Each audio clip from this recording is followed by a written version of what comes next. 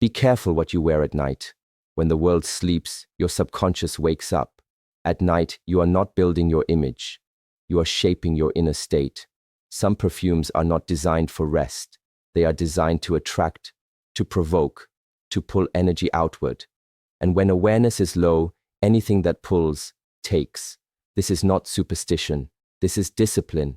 Tonight, I will show you why what you apply to your body before sleep can decide what enters your life. Night is not just the absence of light. It is a different state of awareness. When the sun goes down, the world becomes quieter, and so does the external pressure on your senses. This is why the night has always been respected across traditions, not feared, but protected. Your nervous system begins to slow, your breath becomes deeper, and the mind naturally turns inward. In this state, you are no longer guarded by constant stimulation. You are open, and what you allow in during this openness matters more than you realize. During the day, strong sensations are easily absorbed and forgotten. Noise, smell, movement, everything competes for attention. But at night, there is no competition. One stimulus can dominate the entire inner landscape. A powerful fragrance does not simply stay on the skin. It enters the breath, travels into the nervous system, and lingers in the subconscious. Instead of settling the body, it keeps it alert. Instead of allowing the mind to descend into stillness, it keeps it reaching outward. Stillness is not weakness. Stillness is when the system repairs itself. This is when clarity is formed, when emotions are processed, when the mind resets its balance. Anything that pulls you away from this natural rhythm creates disturbance. Strong, provocative scents are designed to awaken desire, memory, and identity. These are daytime qualities. At night, they become intrusions. Ancient disciplines understood this without needing scientific language. Night rituals were simple: water to cleanse, neutral oils or nothing at all, silence, breath. Not because the night was dangerous, but because the inner world was unguarded. When stimulation increases while awareness decreases, influence becomes easier. This is how habits are formed. This is how rest is stolen without you noticing. Many people believe power comes from adding more attraction, more sensation, more presence. But mastery comes from knowing when to subtract. At night, subtraction is strength. The less you stimulate the senses, the stronger your internal boundary becomes. You sleep deeper. You dream clearer. You wake up with direction instead of heaviness. This is not about fear of the unseen. It is about respect for the unseen processes within you. Your subconscious does not sleep when you do. It listens. It absorbs. It learns. When you overstimulate it during the hours meant for restoration, you invite disorder, not because something external attacks you, but because you lowered your own guard. Most people believe fragrance is harmless. They think it is only a smell, something pleasant, something personal. But nothing that enters the body is neutral. Every substance carries intention, whether it was placed there consciously or unconsciously. When you apply a fragrance, you are not just choosing how you smell. You are choosing the state you want to project and the response you want to trigger, both in others and in yourself. Perfume is designed with purpose. Some scents calm, some sharpen, some provoke. Many modern fragrances are engineered to stimulate desire, memory, attraction, and identity. They are meant to pull attention, to announce presence, to create an emotional reaction. This is not accidental. The chemistry is deliberate. And during the day, when awareness is high and the mind is active, this stimulation feels manageable. At night, it works differently. When the body slows down, the subconscious comes forward. This is the part of you that does not analyze, does not debate, does not filter. It receives. A fragrance that carries the intention of attraction or provocation does not stop working because the lights are off. It continues to communicate with the nervous system, influencing mood, emotion, and inner imagery. You may not notice it consciously, but your system does. This is why certain scents feel heavy after dark. Not because they are evil, but because their intention is misaligned with the time. They keep the inner world outward facing when it should be settling inward. They whisper to the ego when the ego should be resting. Over time, this creates imbalance. Rest becomes shallow, dreams become disturbed. You wake up tired without knowing why. In older traditions, fragrance was treated with precision. Certain oils were reserved for rituals. certain times of day, certain states of mind. Nothing was random. Even incense was chosen carefully, not for pleasure, but for alignment. The goal was never attraction, it was clarity. Anything that pulled energy outward at the wrong time was avoided. Modern life has forgotten this discipline. We wear the same scent at all hours, in all states, without asking what it awakens within us. And then we wonder why the mind feels scattered, why the emotions feel unstable, why the inner space feels crowded. It is not always what you think or what you watch. Sometimes it is what you breathe in repeatedly without awareness. This is not about rejecting fragrance. It is about understanding it. A calm scent can support rest. A neutral body can support protection, but a fragrance designed to attract will always demand energy in return. Attraction is never free. Choose what you carry on your skin carefully, especially when the mind is open and the night is listening. Darkness itself is not the danger. Darkness is simply the absence of distraction. During the day, your awareness is constantly pulled outward. Movement, sound, responsibility, interaction. You are alert by necessity, but when night arrives, those external demands fall away, the body relaxes, the mind loosens its grip, and in that loosening, influence becomes easier. This is what many people misunderstand. They think influence only comes from something dramatic or external, but influence is strongest when you are least guarded. When awareness drops, the filters weaken, the mind stops questioning, the nervous system becomes receptive. This is why habits form most easily at night. This is why unresolved emotions surface at night. This is why intrusive thoughts often appear when you lie down to sleep. At night, you are not defending your identity. You are absorbing information. Everything you expose yourself to, sounds, images, scents, thoughts, has a clearer path inward. During the day, the conscious mind acts as a gatekeeper. At night, that gate is open, not because you are weak, but because the system is designed to restore itself through openness. This is where discipline becomes essential. When awareness is low, structure must already be in place. If you wait until night to decide how to protect yourself, it is already too late. The decision must be made in advance, through routine, simplicity, and restraint. This is why ancient traditions emphasized evening practices, not as superstition, but as psychology before the word existed. When stimulation increases while awareness decreases, imbalance occurs. The mind remains active while the body seeks rest. The emotions remain charged while the nervous system tries to calm. Over time, this creates tension you carry into the next day. You wake up restless, irritable, unfocused, not because something attacked you, but because you failed to guard the transition from action to rest. Many people chase control through force. They try to overpower the mind, suppress thoughts, fight restlessness. But true control is preventative. It is choosing not to introduce chaos at the moment when the system is most vulnerable. It is understanding that not everything needs to be confronted. Some things only need to be avoided. This is also why the night was treated as sacred. Not mystical, but sensitive. Sensitive spaces require respect. You do not enter a quiet room shouting. You do not enter sleep with stimulation. When you do, the system pays the price quietly, gradually, without dramatic warning signs. Lower awareness does not mean danger. It means responsibility. Responsibility to simplify. Responsibility to reduce input. Responsibility to stop feeding the mind when it is preparing to release control.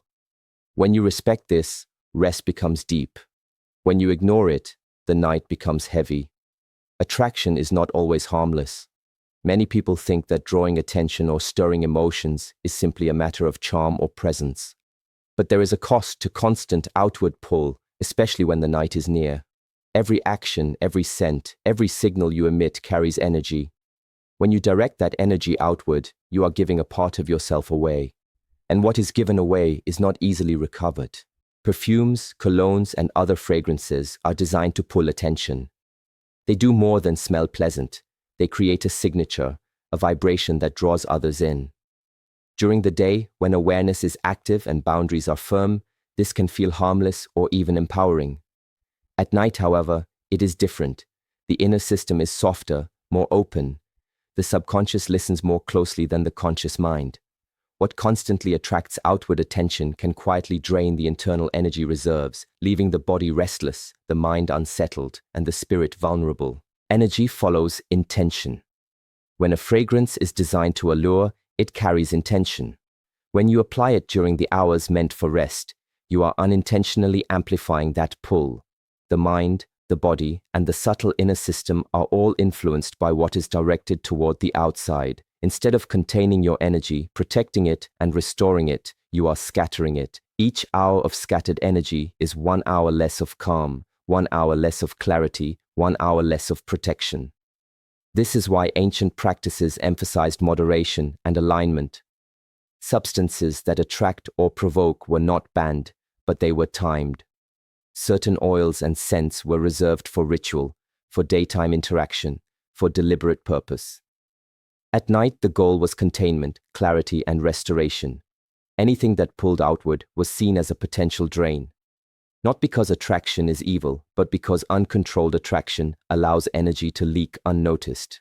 The body is a vessel, the mind is a container. When you constantly attract, the container loses integrity.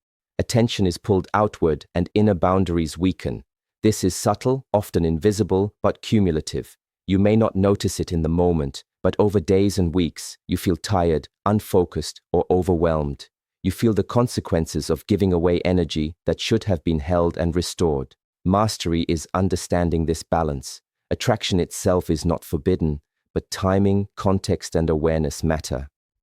To maintain strength, you must recognize when to withdraw energy rather than project it. To protect your inner state, you must know what to withhold from the night. Energy given carelessly is energy lost. Energy held with discipline becomes power. Learn to respect the flow. Learn to recognize that what constantly draws attention outward can quietly consume from within. The night is a time to restore, not to scatter. The night is a time for restoration, yet too often it is treated as if it were just another part of the day. People rush through it, filling it with distractions, scents, sounds, and thoughts that do not belong. But the body, the mind, and the spirit each have a rhythm that must be honored. When you arrive at night with a restless mind or a body overstimulated by unnecessary indulgence, you interrupt that rhythm. You cannot expect clarity, focus, or strength to emerge when the system is in chaos. Cleansing the body is more than hygiene. It is a ritual of preparation, a way of signaling to your system that the day's demands are finished and the inner work can begin. Water has a simplicity that fragrance cannot replicate. A warm shower or a calm bath does more than clean the skin. It calms the nervous system, signals to the mind that it is safe to rest, and aligns the body with its natural cycles. Oils and scents can have their place, but only if they are neutral, calming, and supportive. Anything that demands attention, provokes desire, or pulls energy outward will interfere with this sacred process. The mind must be equally protected. Thoughts are like currents in a river. Unchecked, they erode boundaries, scatter energy, and create turbulence. Nighttime is when the currents slow, when the river settles. You do not need stimulation to guide it. You need stillness to allow clarity to rise. Practices such as deep breathing, gentle stretching, or simply sitting in quiet alertness can help the mind let go of unnecessary tension. By clearing the mental space, you give the subconscious a chance to work on restoration without distraction, without interference, without external demand. The spirit is the most subtle yet the most powerful element. It is the part of you that listens when nothing else is speaking. It is the part of you that learns, that strengthens, that governs the flow of energy within. If the spirit is exposed to constant outward pull, it becomes weakened. Boundaries blur, rest is shallow, protection falters. The night is a time to nurture this inner authority, not to expose it to unnecessary influence. Mastery is built in the hours you cannot see, in the moments when no one else is watching. By choosing to cleanse the body, quiet the mind, and guard the spirit, you are not simply preparing for sleep. You are fortifying yourself. You are creating a field of strength that cannot be easily disturbed. You are teaching the subconscious that energy is valuable, that it must be contained, that it must be protected. The night is not a time for indulgence or attraction. It is a time for restoration, clarity, and guarded power. True mastery is not born from fear. It is not born from the stories of what could harm you or the warnings whispered in shadowed corners. Mastery begins with awareness, with discipline, and with the quiet authority of knowing yourself.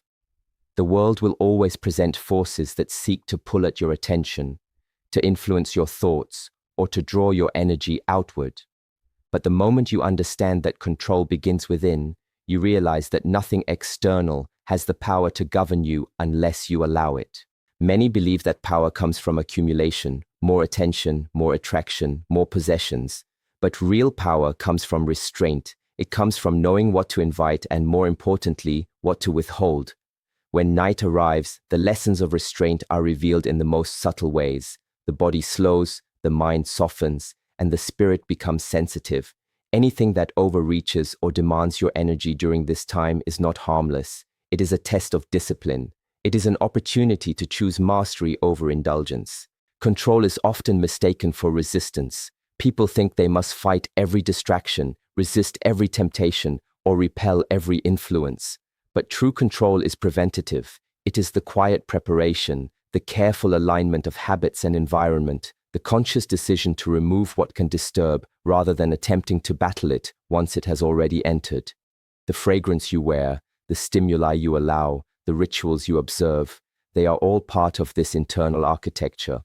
When chosen with intention, they protect the boundaries of the spirit. When chosen carelessly, they invite disorder. Authority over your own life is not loud. It does not need to prove itself. It is the silent knowing that the night will restore you, the day will serve you, and the choices you make in quiet moments determine the quality of your energy. Habits are the architecture of this mastery. Discipline is the foundation. Awareness is the guiding principle. Without these, the night becomes a vulnerable place, a space where scattered energy and unchecked influence take root. With them, you become impervious to forces that once might have disturbed you. The world outside may be unpredictable, full of unseen intentions and subtle pulls, but the world inside is under your governance. You decide what enters, what stays, and what leaves. You are the gatekeeper, the observer, the master of your own energy. When you respect this authority, the night does not threaten you, it supports you. Darkness is no longer a time of vulnerability, but a time of reinforcement. You carry this strength into the day, into relationships, into work, into every moment that demands focus and clarity. Mastery is not about fear of what is outside. It is about command over what is inside. Discipline within is the shield that no external force can penetrate.